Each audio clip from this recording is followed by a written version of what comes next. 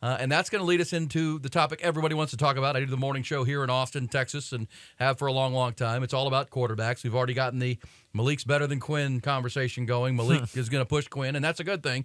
But at the end of the day, Quinn Ewers threw for 195 yards. He engineered 3 touchdown drives.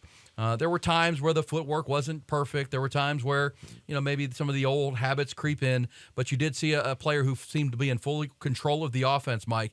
And then, people will talk about it as a controversy, but maybe the best thing we saw on Saturday was Malik Murphy, who we haven't seen play yet. I mean, he came in, he's the same age as Quinn Ewers, would have been in the same graduating class essentially from high school, but of course Quinn reclassified and skipped his senior year at South Lake Carroll, went off to Ohio State, but they're really the same age. Malik got here last year in the spring and was hurt. Got hurt in the state championship game out in California, and so didn't participate in the spring last year. This summer, Sark has revealed that they went through kind of a mechanic rebuild of his throwing motion. Thought his motion was too long, and they really needed to shorten that up.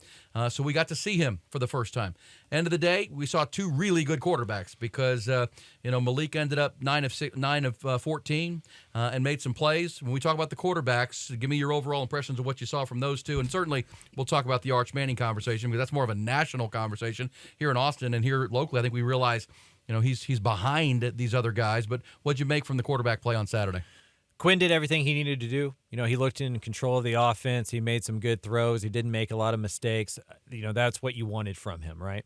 I think the cool conversation is Malik, because you're happy for him for finally getting back on the field and having success and kind of quieting some doubters. He kind of got sandwiched between Ewers and Manning, and he gets pushed out of that conversation a lot.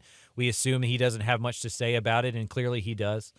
I think where the conversation gets fun, and maybe this is derailing what we were going to do, but I think where the conversation gets fun is how does Texas fend off some people that are going to come after seeing Malik Murphy play that well in the spring game? No. Like, that's the new college football world, right? If you're Florida, you're watching that spring game and you go, well, that's better than anything we have, And so Texas is going to have to fend off some people. I mean, we can be grown-ups and know that that's happening behind the scenes where, people are reaching out to other people and seeing, maybe where he moves or if he's willing to do that. And then, lastly, 10 out of the 12 FBS teams in the state last year had to play their backup quarterback for more than 2 games.